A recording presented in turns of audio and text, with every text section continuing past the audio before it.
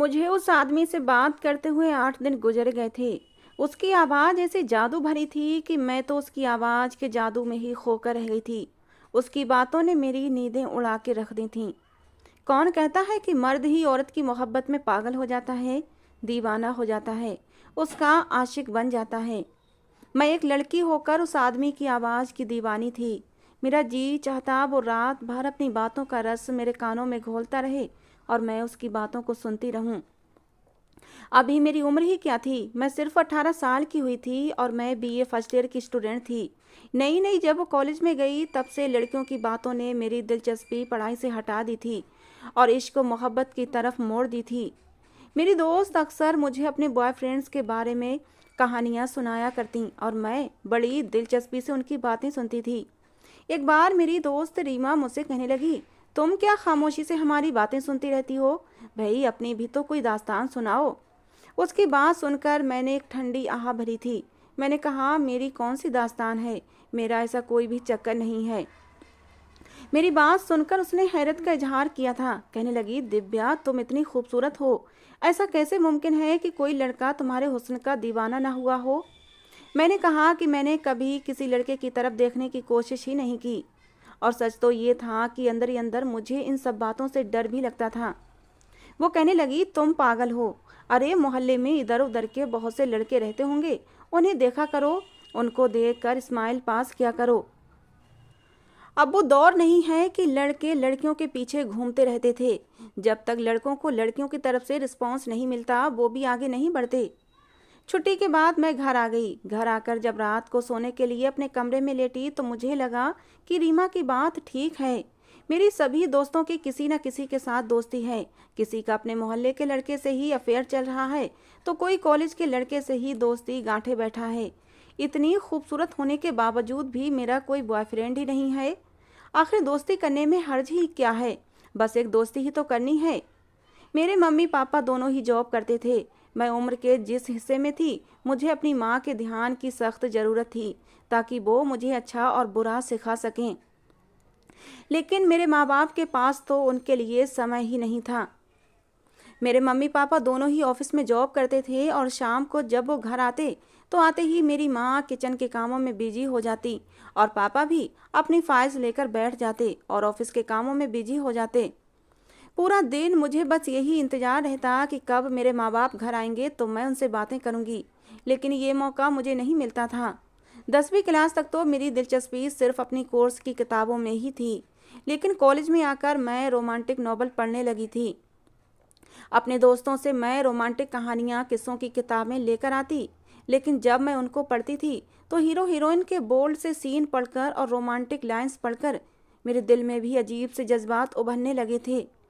कई बार तो hero heroine के ऐसे ऐसे सीन कहानियों में लिखे होते जिन्हें पढ़कर मेरे पसीने छूट जाते थे और मैं ख्यालों की दुनिया में चली जाती कि ये सब कुछ मेरे साथ भी होता। एक बार मेरे मोबाइल पर एक अननोन नंबर से कॉल आई। रात का 1 बज रहा था। मैंने फ़ोन उठाया तो कोई मर्दाना आवाज़ थी। आवाज़ क्या थी, कोई जादू सा था। उस आदमी की आवाज़, उसकी बात करने का अंदाज ऐसा था कि मैं चाह कर भी फ़ोन बंद ना कर सकी थी। वो मुझे किसी के बारे में पूछ रहा था। कह रहा था, क्या ये मेरे दोस्त राजेश का नंबर है? मैंने कहा, जी नहीं। फिर वो कहने लगा, फिर किसका नंबर है? वैसे तो मुझे उसके सवाल पर फ़ोन बंद कर देना चाहिए था ये कहकर कि ये रॉन्ग नंबर है, लेकिन मैंने झट से अपना नाम बता दिया। मैंने कहा, ये दिव्या का नंबर है और मैं दिव्या ही बात कर रही हूँ। मेरी ये बात सुनकर वो इंसान कहने लगा, हंसने लगा और बोला, आपकी आवाज़ बहुत अच्छी है, मुझसे दोस्ती करेंगी? ये सुनकर तो मेरे दिल की रफ्तार बेलगाम घोड़े की तरह भागी थी। ना मैंने उसे कोई जवाब दिया, ना ही मेरा दिल चाहा कि मैं फ़ोन बंद कर दूं। मुझे अपनी दोस्त रीमा की बात याद आने लगी कि अगर ऐसा मौका मिले तो हाथ से जाने मत देना। अरे यही तो दिन होते हैं एंजॉय करने के। उसके बाद तो मुझे अपनी पढ़ी हुई कहानी का एक सीन भी याद आने लगा जहाँ हीरो हीरोइन की मोहब्बत की दास्तान एक फ़ोन कॉन्टैक्ट से होती है। मैंने कहा, मैं आपको जानती तो नहीं, तो दोस्ती क्यों करूं? मैंने जानबूझकर बात आगे बढ़ाई थी। वो कहने लगा, इसीलिए तो कह रहा हूँ कि दोस्ती कर लें। दोस्ती करेंगी तभी तो जान पहचान बढ़ेगी। मैंने कुछ अदाएं और नखरा दिखाने के बाद उससे दोस्ती की हामी भर ली। मैं बेहद खुश थी। मुझे तो यूं लग रहा था जैसे कि मैंने पूरी दुनिया को अपनी मुट्ठी में कर लिया हो। खैर, गलत रास्ते पर चलने में मज़ा बहुत आता है और ये रास्ता बहुत आसान भी लगता है। मेरे साथ भी ऐसा ही हो रहा था। पछतावा तो इंसान को बाद में होता है, जब सब कुछ ख़त्म हो चुका होता है। मुझे अभी 8 ही दिन उस इंसान से बात करते हुए थे कि उसने जो फरमाइश मेरे सामने रखी थी, मैं तो समझ ही नहीं पा रही थी कि जवाब क्या दूँ। वो कहने लगा, अपनी तस्वीर मेरे व्हाट्सएप पर सेंड कर दो, मैं तुम्हारे चेहरे को देखना चाहता हूँ। मुझे यकीन है कि जैसी तुम्हारी आवाज़ खूबसूरत है, तुम भी उतनी ही खूबसूरत होगी।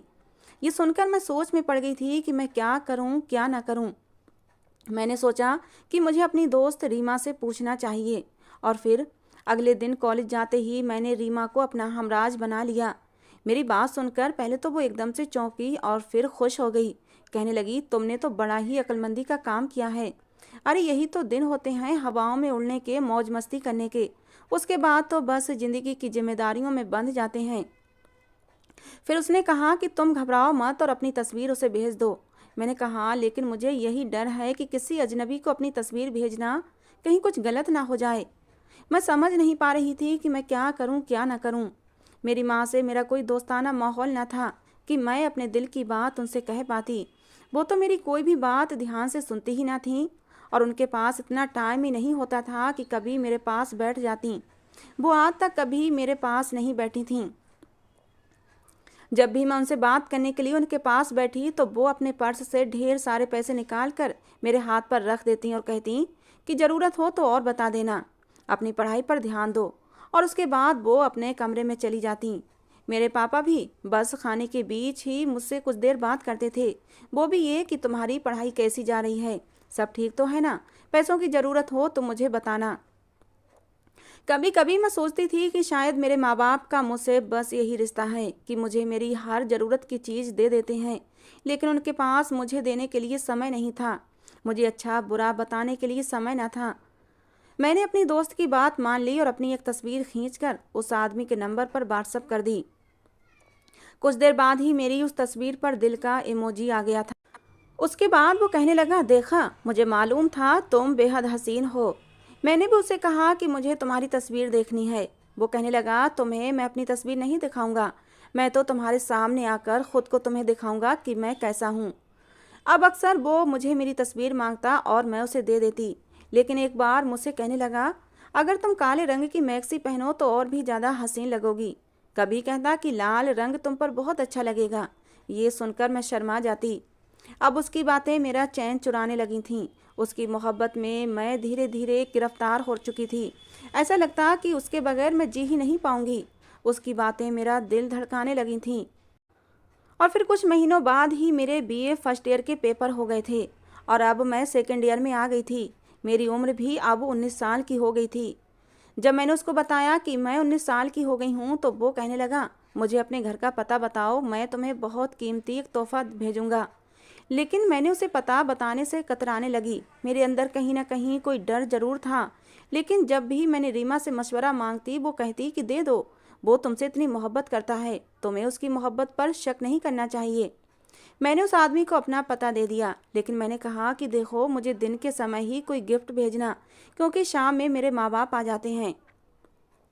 उसने कहा, ठीक है, तुम्हें तुम्हारा तोहफा कुछ दिन बाद दिन के समय मिल जाएगा। अब मुझे उसके तोहफे का इंतजार था। दोपहर के समय एक आदमी दरवाजे पर दस्तक देने लगा।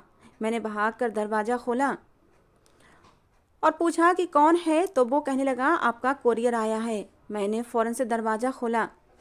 वो 50-55 की उम्र के लगभग आदमी था। उसके हाथ में एक गिफ्ट पैक था। मैंने वो गिफ्ट पैक पकड़ लिया। मुझे लगा वो कोई टीसीएस वाला होगा।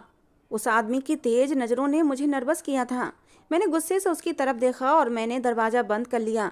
जब वो तोहफा अपने कमरे में जाकर खुला तो मेरे होश उड़ के रह गए थे। वो एक बहुत ही महंगी खूबसूरत मैक्सी थी जो कि लाइट पिंक कलर की थी, लेकिन उसका गला आगे पीछे दोनों तरफ से काफ़ी गहरा था।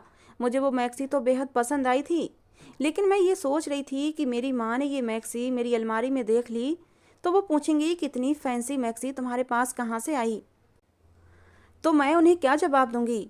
मैं अभी यही सोच रही थी कि तभी मेरे मोबाइल पर बेल बजनी शुरू हो गई।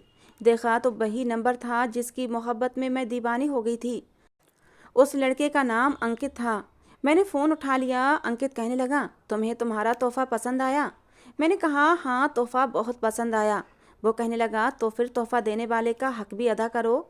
मैं उसकी बात समझ नहीं पाई थी। वो कहने लगा, मुझे तुम्हें इसी मैक्सी में देखना है।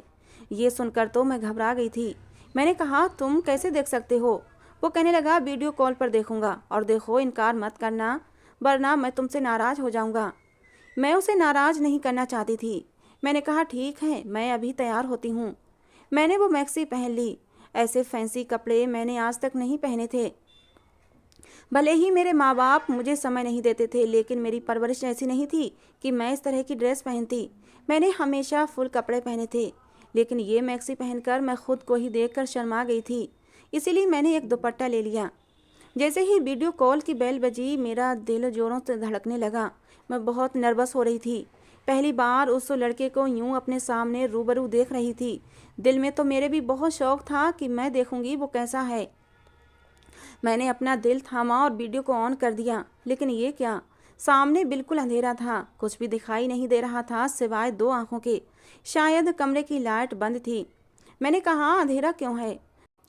तो वो कहने लगा कि मैं तुम्हें अभी अपना चेहरा दिखाना नहीं चाहता, लेकिन देखो, बहुत जल्द दिखाऊंगा। फिर वो मेरी तारीफ़ें करने लगा, कहने लगा, जितना भी ख्यालों में मैंने तुम्हें सोचा था कि तुम इस ड्रेस में ऐसी लगोगी वैसी लगोगी, लेकिन मेरे सारे ख्याल तुम्हारे इस हुस्न के आगे कुछ भी नहीं। ये सुनकर मैं शर्मा गई थी।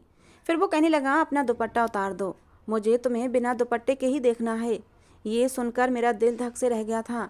आज पता नहीं क्यों अंकित के अंदाज बदले बदले लग रहे थे। हम दोनों को फ़ोन पर बात करते हुए काफ़ी समय हो गया था, लेकिन कभी उसने थर्ड क्लास टाइप की बात नहीं की थी। लेकिन आज वो ऐसी बातें क्यों कर रहा था? मैंने इनकार कर दिया तो वो कहने लगा, आज तुम्हारी नहीं सुनूंगा, बस वो करो जो मैं कह रहा हूँ, वरना मैं तुमसे नाराज़ हो जाऊँगा। तुम्हें कभी भी फ़ोन नहीं करूँगा, तुमसे बहुत दूर चला जाऊँगा। मैं उसकी नाराज़गी किसी भी सूरत बर्दाश्त नहीं कर सकती थी, इसलिए मैंने वही कहा करा जो वो कह रहा था। उसके बाद वो मुझसे जो जो कहता गया, मैं वही करने लगी कि तभी बाहर दरवाजे की दस्तक पर मैं बुरी तरह से घबरा गई थी। मैंने फ़ौरन से फ़ोन बंद कर दिया और अपनी ड्रेस जल्दी से बदल ली और बाहर चली आई। बाहर मेरे माँ बाप ऑफिस से वापस आ चुके थे। मैं कुछ घबराई हुई और परेशान सी थी। मुझे इस तरह घबराया हुआ देख कर वो कहने लगे, तुम्हें क्या हुआ है?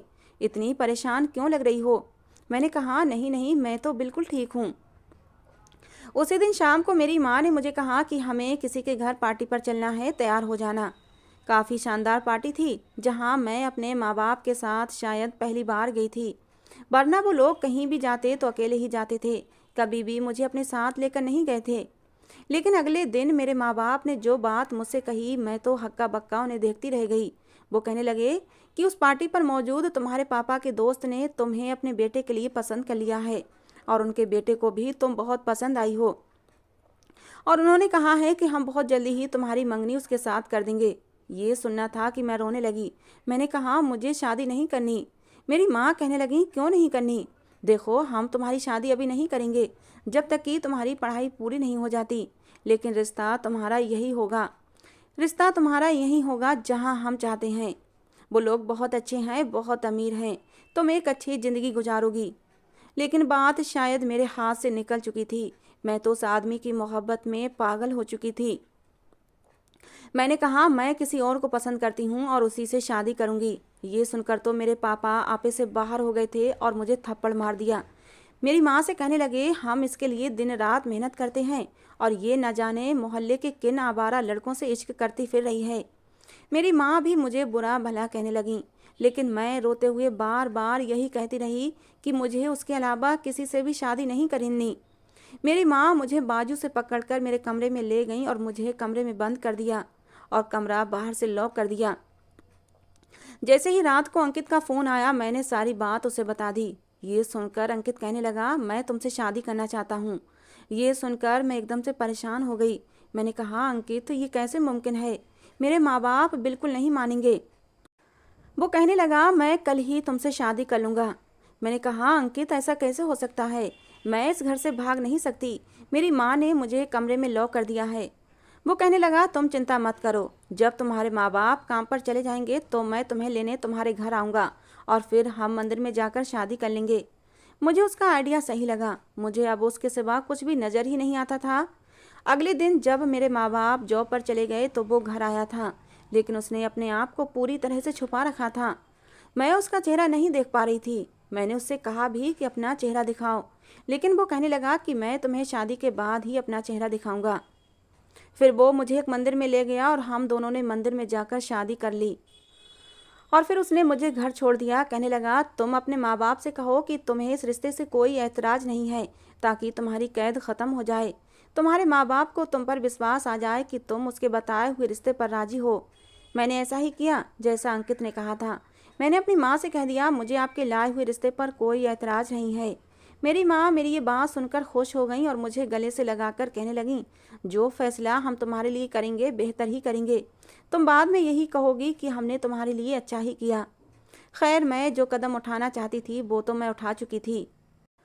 कुछ ही दिन में मेरे पापा के दोस्त और उनकी पत्नी आकर मुझे अपने बेटे के नाम की अंगूठी पहनाकर चले गए थे। मेरे माँ बाप मेरी तरफ से अब दोबारा से बेफिक्र हो गए थे। एक दिन वो ऑफिस गए थे कि उनके पीछे से एक टीसीएस वाला आ गया। मैं जानती थी उस टीसीएस के पैकेट में मेरी शादी के पेपर हैं, जिन पर मुझे साइन करके उस आदमी को वापस करना है, क्योंकि मेरी अंकित से पहले ही बात हो चुकी थी। मैंने उन पेपरों पर साइन कर दिए। वो कहने लगा, आपको अपना पहचान पत्र का नंबर भी बताना पड़ेगा। मैंने उसे अपना नंबर भी दे दिया। एक दिन पहले ही मेरा कार्ड बनकर मुझे मिला था। मैं अपना कार्ड देख देख कर उसे अपना नंबर बता रही थी। फिर वो कहने लगा, मुझे इसकी तस्वीर चाहिए होगी। उसने अपने मोबाइल से मेरे कार्ड की तस्वीर भी खींच ली और फिर वो चला गया। सारे मामले तय हो चुके थे। अब मैं बहुत ही सुकून से थी कि अंकित मेरा हो चुका है। लेकिन कुछ दिन बाद ही मुझ पर कयामत टूट पड़ी थी। जब रात के समय हम सब बैठे खाना खा रहे थे कि तभी दरवाजे पर दस्तक हुई थी। मेरे पापा ने दरवाज़ा खोला तो एक 50 साला आदमी सामने खड़ा था। कहने लगा, मेरी पत्नी को मेरे हवाले कर दो।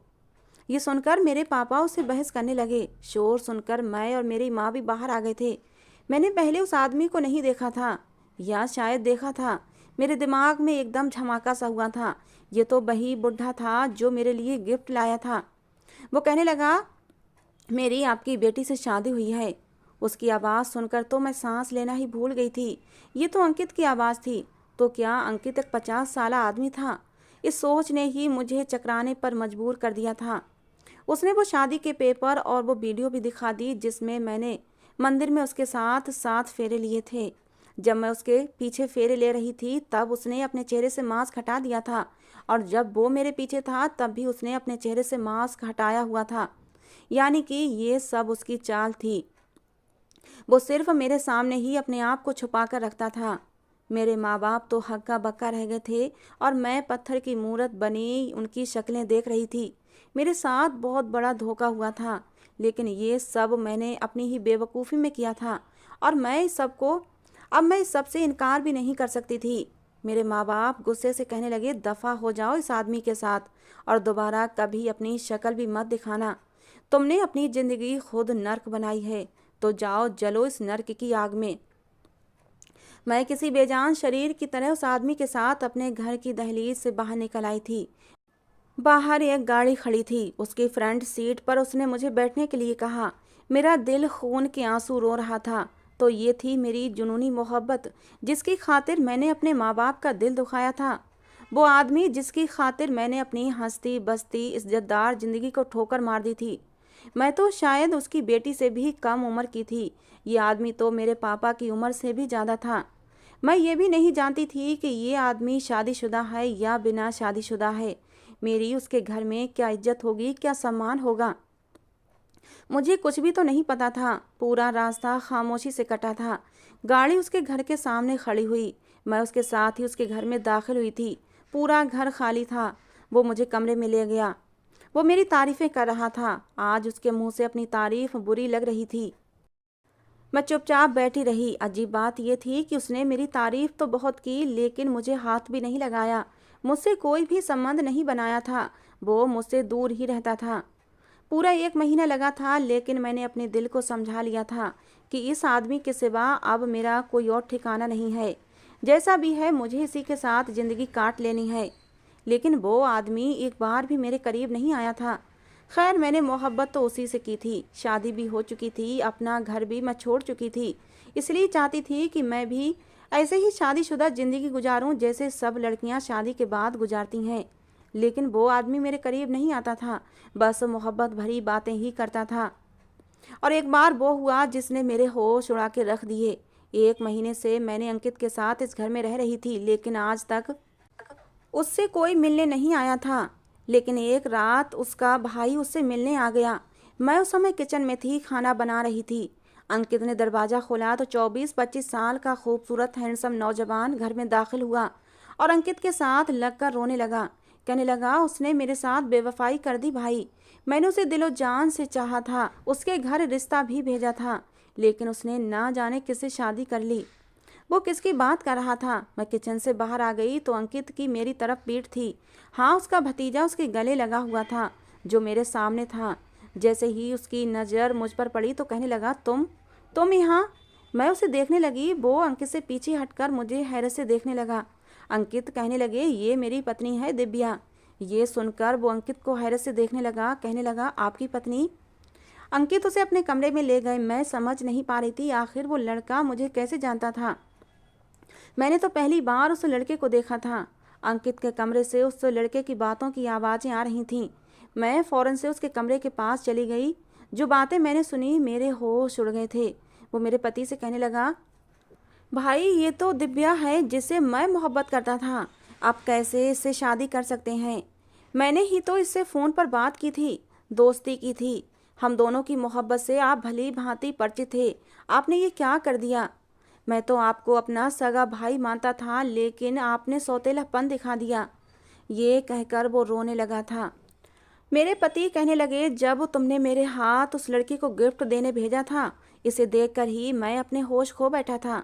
इसीलिए मैंने चोरी से तुम्हारे मोबाइल से तुम्हारी सिम निकाल ली और इस लड़की का नंबर मुझे अपने फ़ोन पर सिम लगाते ही मिल गया था। और जब उसी समय मैंने वीडियो कॉल पर इस लड़की का हुस्न देखा तो सोचा कि तुम तो जवान जहान हो, तुम्हें कोई भी लड़की मिल जाएगी। लेकिन मुझे ये लड़की पहली ही नज़र में पसंद आ गई थी और मेरी भी उम्र हो गई है, तो मुझे कोई भी अपनी लड़की नहीं देता। इसलिए तुम्हारा अधूरा इश्क मैंने शुरू कर दिया। मुझे लगा तुम इस लड़की को कुछ ही दिन में भूल जाओगे, लेकिन जब मुझे पता चला कि इस लड़की का बाप तुम्हारे पापा का दोस्त है और तुम्हारा रिश्ता भी इस लड़की से तय हो चुका है, तो मैं परेशान हो गया और इसीलिए मैंने जल्दबाजी में छुपकर इस लड़की से शादी कर ली। लेकिन देखो, मैं नामर्द हूँ, पत्नी के काबिल नहीं हूँ, इसलिए इसकी इच्छा तो पूरी नहीं कर सकता। लेकिन वो मुझे अंकित समझकर मोहब्बत करती है, इसलिए मेरी मोहब्बत के सहारे ज़िंदगी गुजार लेगी। लेकिन तुम वापस चले जाओ और दोबारा यहाँ मत आना, वरना मेरी ज़िंदगी बर्बाद हो जाएगी। मैंने आज तक तुम लोगों की खातिर बहुत बड़ी बड़ी कुर्बानियाँ दी हैं। आज तुमसे अपनी ज़िंदगी की खुशी मांग रहा हूँ, इनकार मत करना। मेरे पति उस लड़के के सामने हाथ जोड़कर रोकर विनती कर रहे थे और मैं थी, मुझे ऐसा लग रहा था जैसे मैं कोई खिलौना थी जिसे दोनों भाइयों ने मिलकर खेला था। मुझे खुद पर अफसोस होने लगा। मेरे बाप ने मेरे लिए अच्छा सोचा था, काश कि मैं ये सब ना करती, या काश मेरे माँ बाप मुझे अच्छे बुरे की तमीज़ सिखाते तो आज मेरा प्यार मेरे पास होता। मेरे माँ बाप ने मेरे प्यार को ही अनजाने में मेरे लिए चुन लिया था और मैं अंकित को अपनी गलती की वजह से खो बैठी थी। मेरी ज़िंदगी बर्बाद होकर रह गई थी। मेरी उन तमाम लड़कियों से विनती है कि कहानियों को पढ़कर मोहब्बत को ही सब कुछ समझ लेती हैं। कहानियों की ज़िंदगी और सच्चाई की ज़िंदगी में बहुत फ़र्क होता है। भगवान के लिए माँ बाप के दिल को कभी मत दुखाना, वरना पछतावे के सिवा हाथ में कुछ नहीं आएगा। दोस्तों, कहानी का अगर दूसरा भाग आप लोग सुनना चाहते हैं, अगर आपको लगता है कि इस कहानी का दूसरा भाग बनना चाहिए, तो मुझे ज़्यादा से ज़्यादा कमेंट करें। अगर मुझे ज़्यादा से ज़्यादा कमेंट आते हैं तो मैं इस कहानी का दूसरा भाग लेकर आऊँगी।